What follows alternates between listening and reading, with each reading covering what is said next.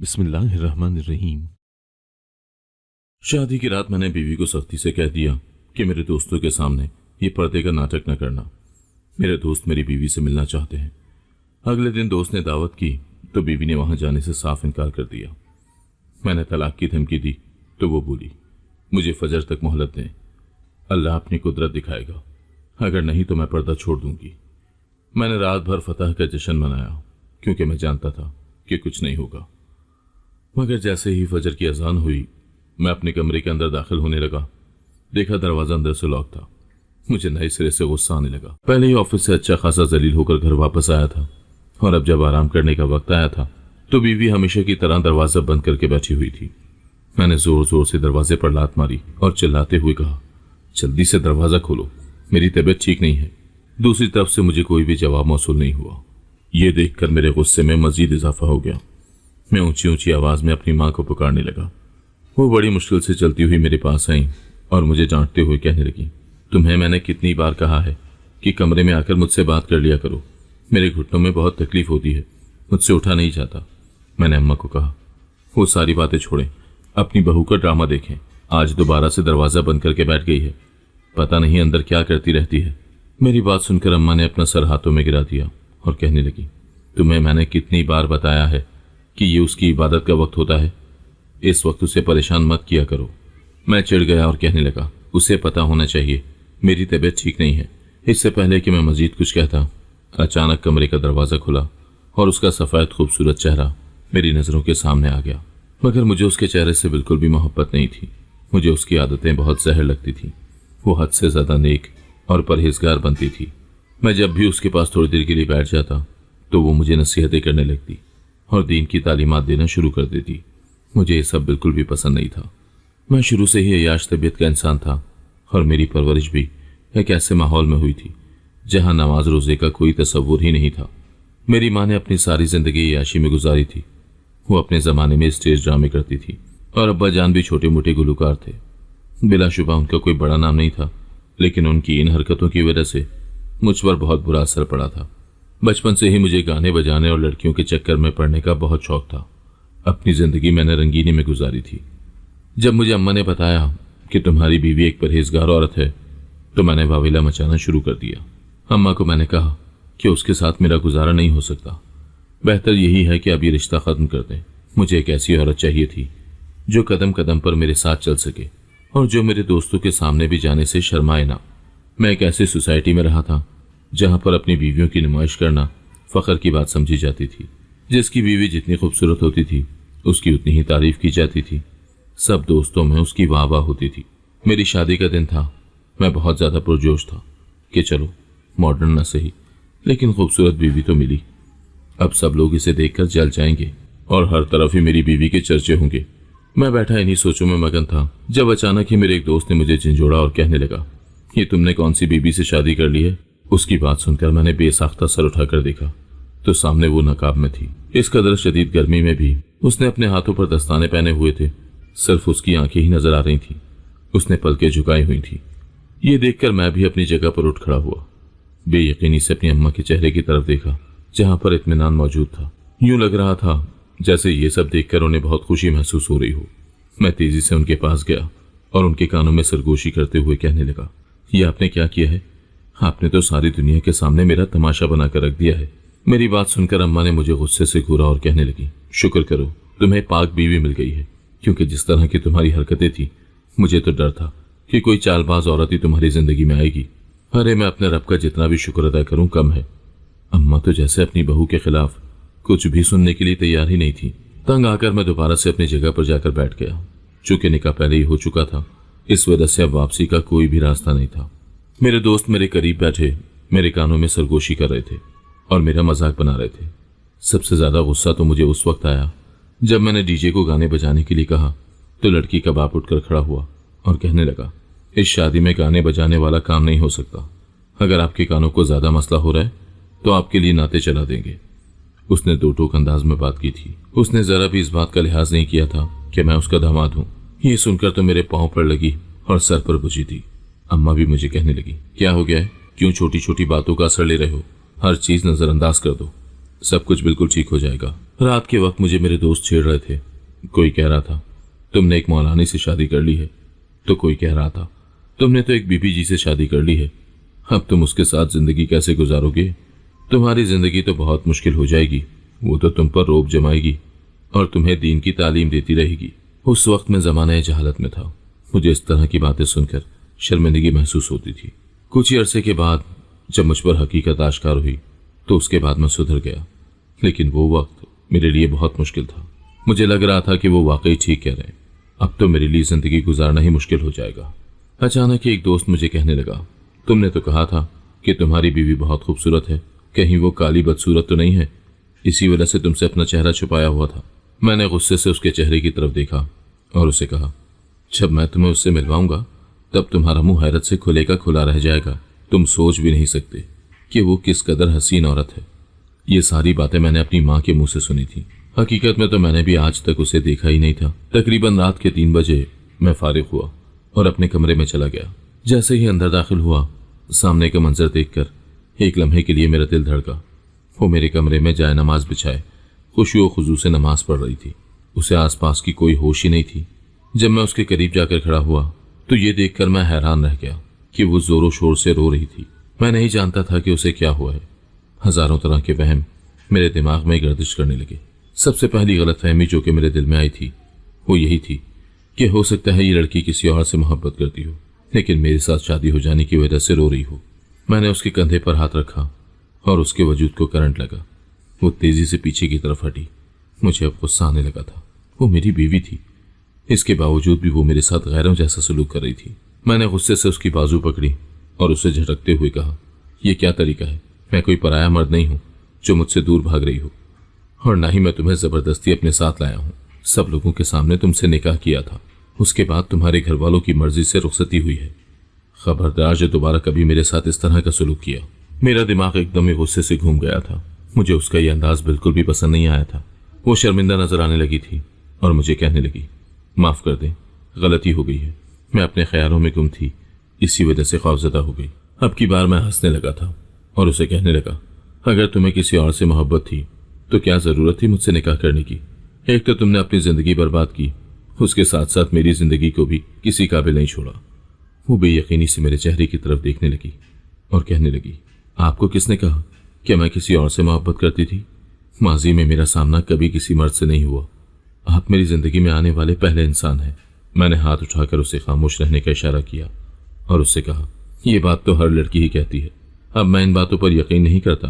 मैं कोई छोटा बच्चा नहीं हूं जो तुम्हारी बात मान लूंगा।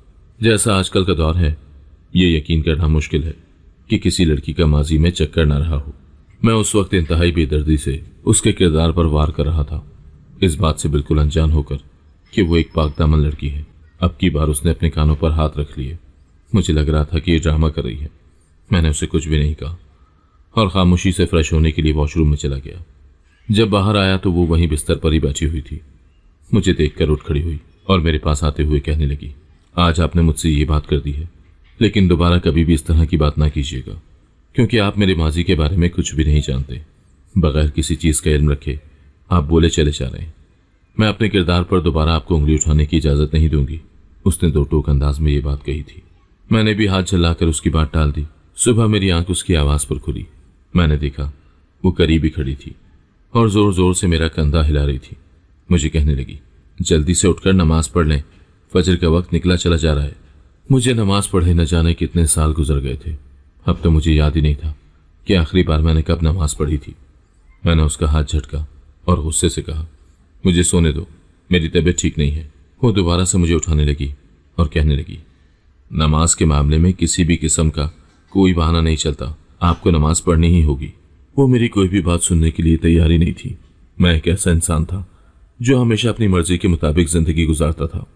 किसी की मुदाखलत मुझे पसंद नहीं थी, और अगर कोई मेरी जिंदगी में जरा सी भी दखल अंदाजी करने की कोशिश करता था तो मेरा दिमाग गुस्से से घूम जाता था। उस वक्त भी ऐसा ही हुआ था।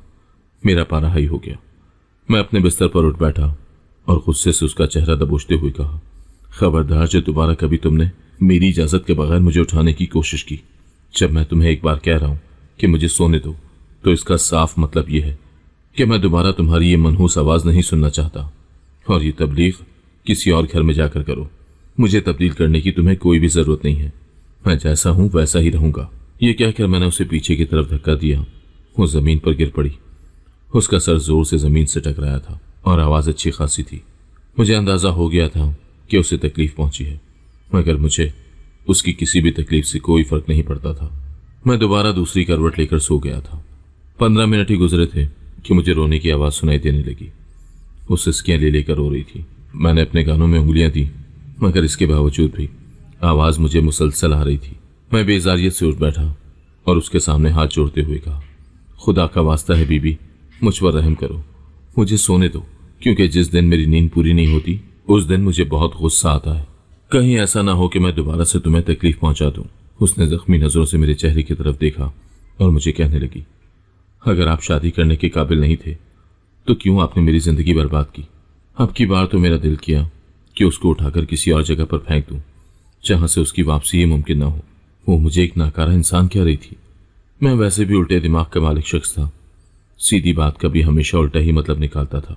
सोने पे सुहागा मुझे बीवी भी ऐसी ही मिली थी, जो मानी खेज बातें करती थी। उस वक्त मैं हलक के बल चिल्लाया और उसे कहा, अभी और इसी वक्त मेरे कमरे से दफा हो जाओ। अब दोबारा मैं तुम्हारा चेहरा नहीं देखना चाहता। अगर तुमने मेरे सामने आने की कोशिश की तो मैं तुम्हें जान से मार दूंगा। मेरे माथे की रगें तन गई थी। इसके साथ साथ मेरा सांस भी बहुत बुरी तरह से फूल गया था। वो भी खौफजदा हो गई और जल्दी से बाहर की तरफ भाग गई। मैं दोबारा से लेट गया। अब मेरी नींद तो गायब हो चुकी थी, मगर सर में शदीद दर्द होने लगा था।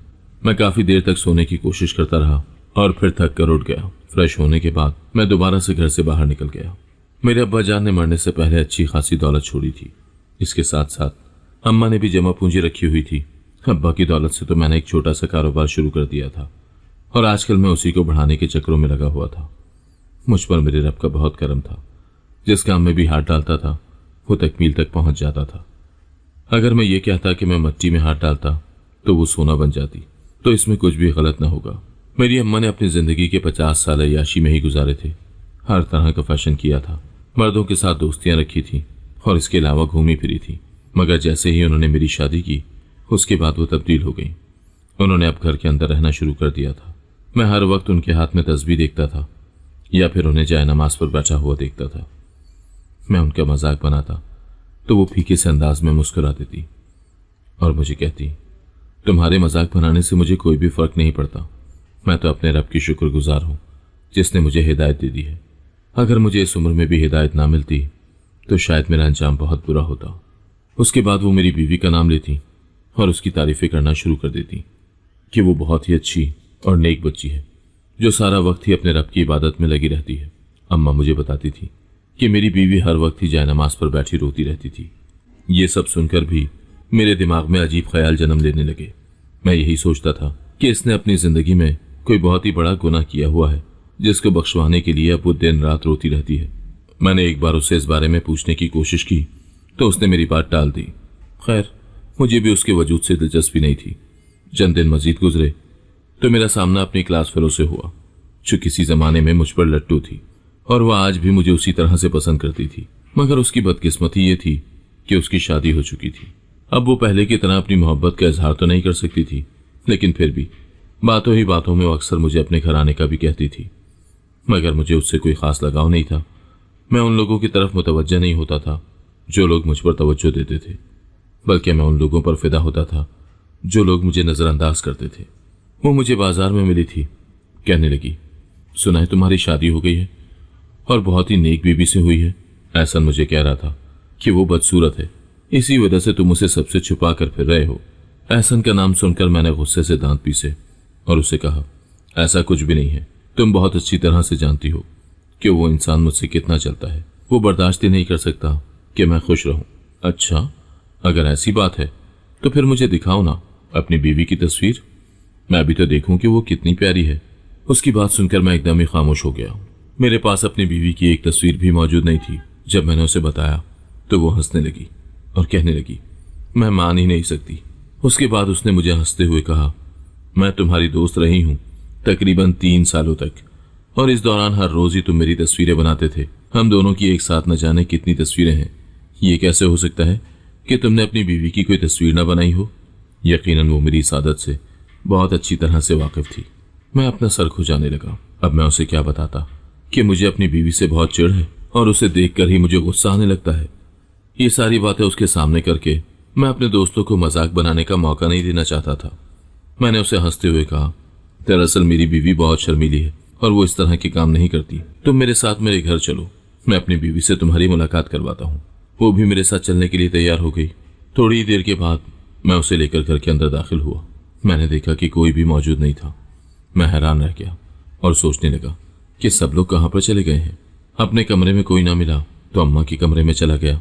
वो लेटी हुई थी, यकीनन वो सो रही थी। मैंने उन्हें जगाया और अपनी बीवी के बारे में पूछा। वो बौखला कर उठ बैठी और मुझे कहने लगी, अरे सुबह तो वो घर पर ही मौजूद थी, पता नहीं अब कहाँ पर चली गई है। ये कहकर वो दोबारा सोने के लिए लेट गई। यकीनन वो गहरी नींद में थी।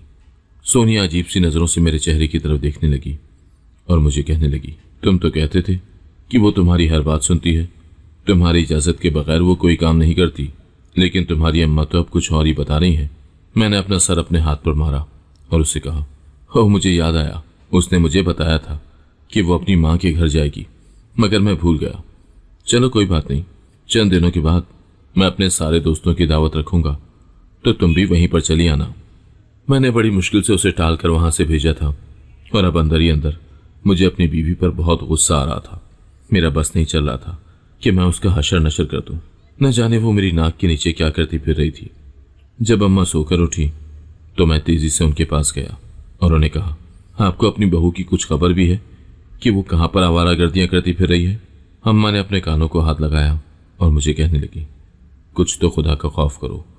तुम बहुत अच्छे तरीके से जानते हो कि तुम्हारी बीवी एक नेक औरत है, तुम कैसे उसके किरदार के बारे में इस तरह की बातें कर सकते हो? वो फिर रोने लगी और कहने लगी, मुझे बहुत शर्मिंदगी हो रही है, मुझे तुम्हारी अच्छी तरबियत करनी चाहिए थी। अगर मैं तुम पर तवज्जो देती और तुम्हें अच्छे और बुरे की तमीज बताती तो आज ये सब कुछ न देखने को मिलता। उन्हें रोता देखकर मुझे कोफ्त हो रही थी। थोड़ी देर बाद घर का दरवाजा खुला और वो औरत घर के अंदर दाखिल हो गई। हमेशा की तरह वो पूरी की पूरी अबाया में मलबूस थी।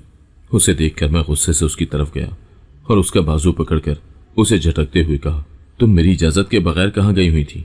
तुम बहुत ज्यादा नेक बनती हो। तुम्हें यह भी पता होना चाहिए कि इस्लाम में शौहर की इजाजत के बगैर औरत को घर से बाहर भी नहीं निकलना चाहिए। मेरी बात सुनकर उसकी आंखों में आंसू आ गए और वो मुझे कहने लगी, मैंने आपसे इजाजत ली थी। अब की बार मैंने बेयकीनी से पहले उसके चेहरे की तरफ देखा और फिर अपनी माँ के चेहरे की तरफ देखा जहां पर सुकून फैला हुआ था। मैंने उससे कहा, झूठ मत बोलो। वो मुझे कहने लगी, सुबह के वक्त आप नींद में थे, तब मैंने आपसे इस बारे में पूछा था। आपने मुझे कहा कि जो दिल में आए कर लो, लेकिन मुझे तंग न करो। मेरी मजबूरी थी, इसी वजह से मैं घर से बाहर निकली, वरना मैं कभी भी नहीं जाती। आखिर तुम्हारी ऐसी कौन सी मजबूरी आ गई थी? वो मुझे कहने लगी कि उसकी दोस्त की तबीयत खराब थी, जिसे देखने के लिए वो अस्पताल गई थी। अम्मा अब बीच में आ गई। उन्होंने मुझे पीछे हटाया और कहने लगी, अपनी बीवी से पहले तमीज से बात करना सीखो। इससे पहले कि वो मजीद कुछ कहती, मैं झुंझुलाकर बाहर निकल गया। मुझ में इतनी हिम्मत नहीं थी कि उन दोनों औरतों की बातें बर्दाश्त कर सकता। वैसे भी मेरा दिमाग कुछ ज्यादा ही खराब रहने लगा था। रमजान शुरू हो गया था। पूरा रमजान इसी तरह से गुजर गया। आखिरी दिन चल रहे थे और अभी तक मैंने अपने किसी दोस्त की दावत नहीं की थी।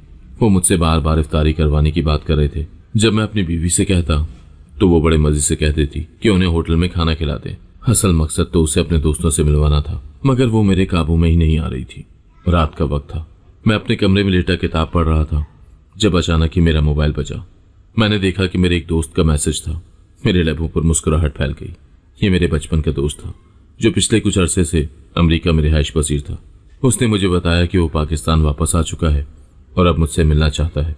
मैंने उसे अपनी शादी पर इनवाइट किया था, लेकिन कुछ मजबूरियों की वजह से वो नहीं आ पाया था और अब वो मेरी बीवी से मिलने की ख्वाहिश का इजहार कर रहा था।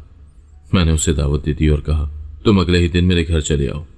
मैं तुम्हारा बहुत ही पुरजोश अंदाज में इस्तकबाल करूंगा और तुम्हें तुम्हारी भाभी से भी मिलवाऊंगा। मैंने फिलहाल अपनी बीवी को इस बारे में कुछ भी नहीं बताया था। मैं जानता था कि अगर उसे कुछ पता चला तो वो दोबारा से ड्रामे करना शुरू कर देगी और मैं फिलहाल उससे ये बात छुपाना चाहता था।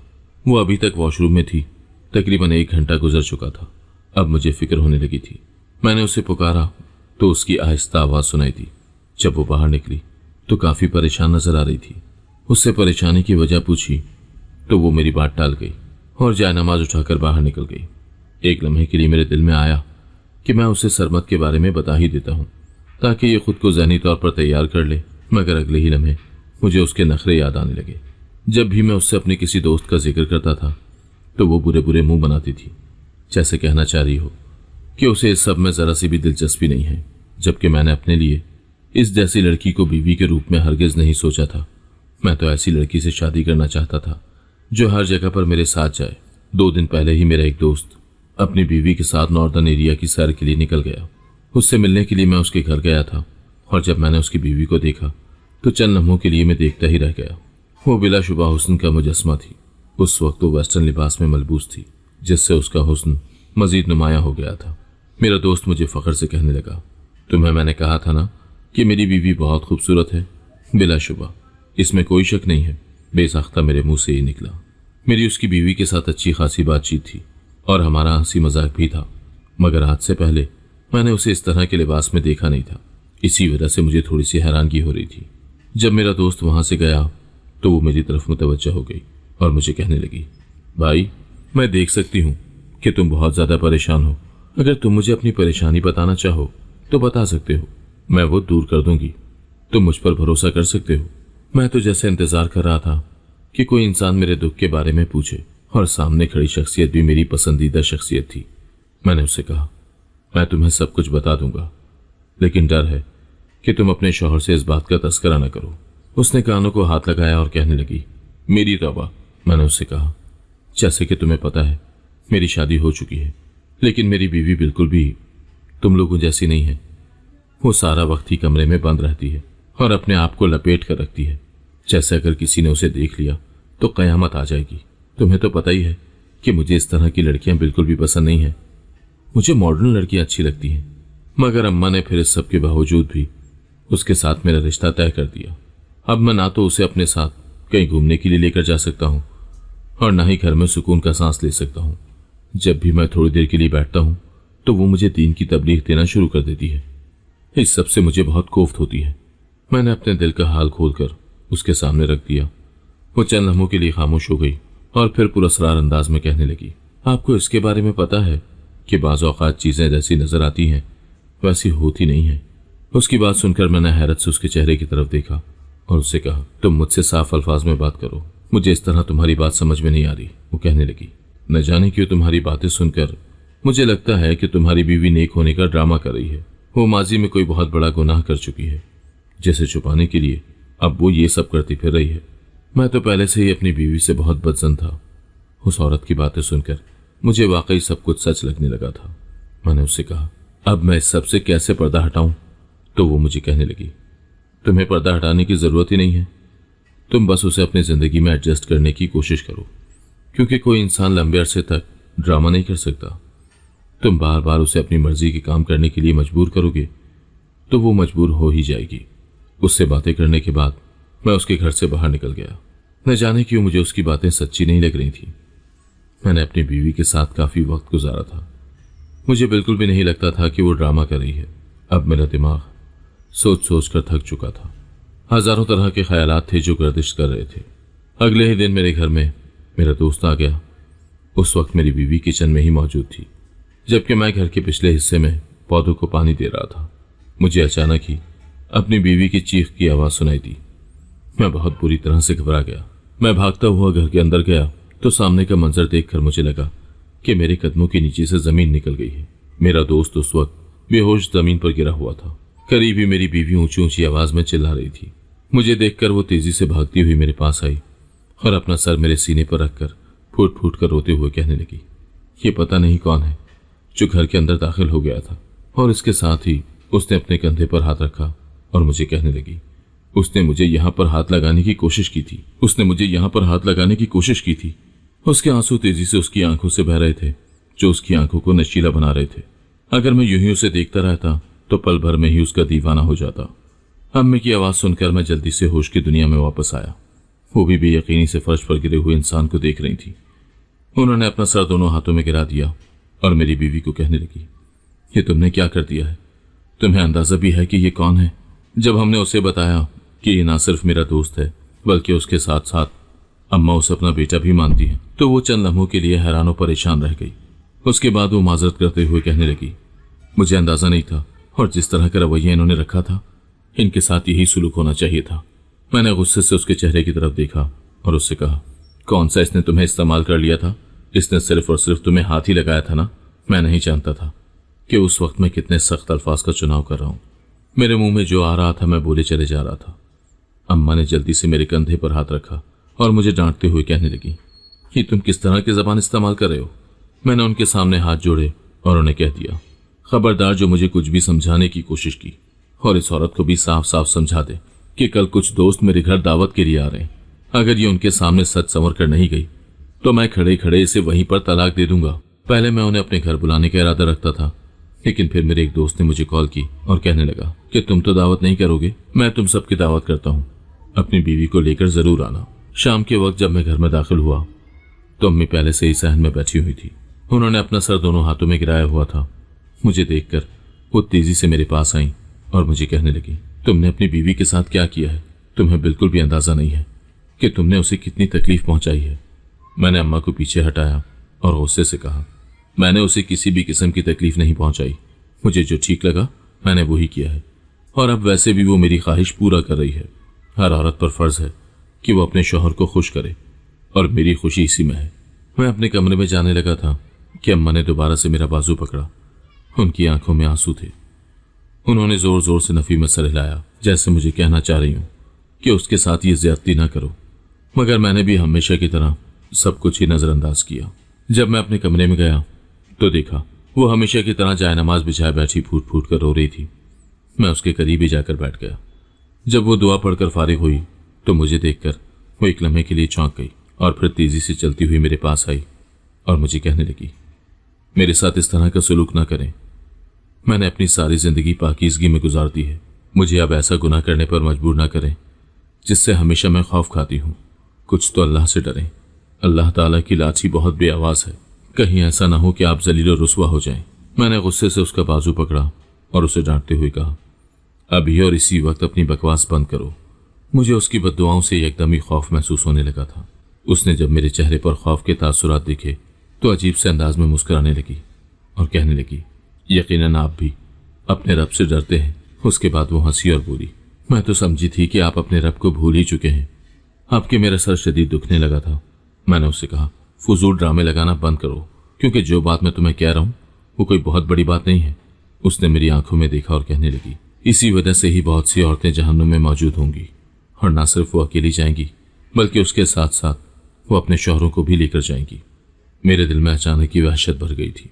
मैंने उसे खामोश रहने का इशारा किया। वो मुसलसल बोले ही चले जा रही थी। उसके बाद उसने कुरान पाक की आयत के हवाले देना शुरू कर दिए। वो आयत इतनी ज्यादा सख्त थी कि मुझे अपना दिल सीने से निकलता हुआ महसूस होने लगा। मैं उसे खामोश करवाना चाहता था, लेकिन मैं खामोश नहीं करवा पा रहा था। उसके बाद वो मुझे बोली, सिर्फ और सिर्फ मुझे इस रात का वक्त दे दे, क्योंकि आज रात एक ऐसा मौजज़ा रौनुमा होगा कि आप खुद ही ये सब करने से रुक जाएंगे और आपको एहसास हो जाएगा। उसकी बात सुनकर मुझे हैरानगी होने लगी कि आखिर वो इतने यकीन से कैसे कह सकती है। मैंने उससे कहा, ठीक है, तुम्हारे पास आज रात का वक्त है, लेकिन अगर ऐसा कुछ भी नहीं हुआ तो फिर तुम्हें मेरी बात माननी होगी।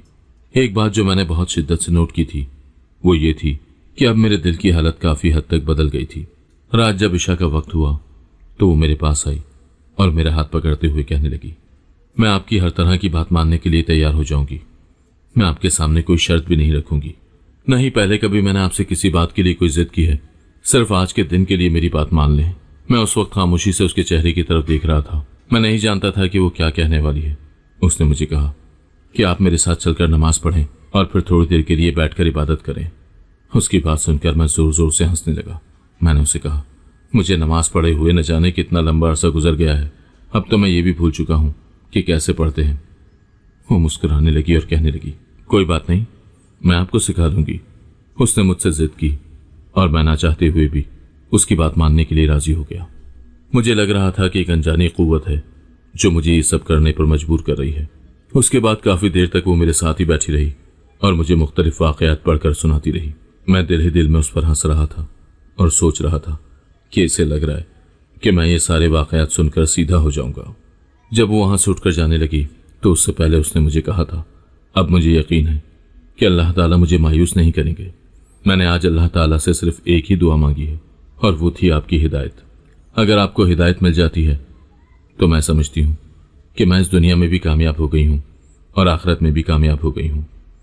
उसके बाद उसने एक किताब मेरे हाथों में थमाई और कहा, आज आप बैठकर ये किताब पढ़िएगा। गुस्से में मैंने वो किताब साइड पर फेंकी और उसे कहा, तुम मुझे मुआवजे दिखाने की बात कर रही थी, जल्दी से मुझे मुआवजा दिखाओ। उसने गर्दन झुका दी और कहने लगी, मुआवजे इस तरह से नजर नहीं आते। मैंने आपसे आज रात का वक्त मांगा हुआ है। अभी रात मुकम्मल नहीं हुई, बल्कि अभी तो शुरू हुई है। ये कहकर वो कमरे में चली गई। उसे मेरी आदत के बारे में अच्छी तरह से पता था। वो जानती थी कि मैं रात को 2 बजे से पहले सोता नहीं हूं और 2 बजे तक बैठकर किताब पढ़ता रहता हूं। रमजान की ताक रातें थी। मैंने इस रमजान एक रोजा भी नहीं रखा था, क्योंकि मुझसे सब्र बिल्कुल भी नहीं होता था। और अभी बैठा मैं अपने माजी के बारे में सोच ही रहा था, जब मुझे कुछ भी समझ नहीं आया तो मैं वीडियोस देखने लगा। अचानक ही मेरे सामने एक वीडियो आई जिसमें बताया जा रहा था कि अल्लाह अपने कुछ लोगों से बहुत मोहब्बत करता है और जिन्हें अपने पास वापस लौटाने के लिए वो निशानियां भेजता रहता है। ना चाहते हुए भी मैं उस वीडियो को देखने लगा और फिर इसके साथ ही रमजान की फजीलत के बारे में बताया जाने लगा कि वो लोग खुशकिस्मत होते हैं जिन्हें लैलतुल क़द्र की रात नसीब होती है। अचानक ही मेरे दिल में दहशत भरने लगी थी। ना चाहते हुए भी मैं वो सारी वीडियोस देखने लगा था जिसमें बताया जा रहा था कि तुम सिर्फ और सिर्फ एक बार अपने रब की तरफ लौट कर जाओ और उससे तौबा करो, वो तुम्हारे माजी के सारे गुनाह माफ कर देगा। जिंदगी के मकसद के बारे में जब मैंने सुना और अपनी जिंदगी पर गौर किया तो मुझे खुद से बहुत खौफ महसूस होने लगा। अभी तक मैंने जितनी भी जिंदगी गुजारी थी वो बेकार ही थी। मैंने कुछ भी ऐसा नहीं किया था कि अगर मैं कल को मर जाता और अपने रब के हुजूर पेश होता तो उस वक्त मेरे पास कुछ भी नहीं था जिसके जरिए मैं खुद को बचा सकता और जिसके जरिए मेरी बख्शिश हो सकती। मेरी नजरों के सामने अपनी बीवी का चेहरा घूम रहा था जिसका मैं मजाक बनाता था। अभी मुझे पता चल रहा था कि वो मेरे मुकाबले में अपने रब के नजदीक कितनी अफजल है। आंसू तेजी से मेरी आंखों से बहने लगे। इसके साथ ही मैंने आसमान पर एक बहुत ज्यादा चमकती हुई रोशनी को देखा। ये वही रोशनी थी जो अल्लाह ताला अपने पसंदीदा बंदों को दिखाता था। इसके साथ ही मैं बेहोश होकर गिर पड़ा।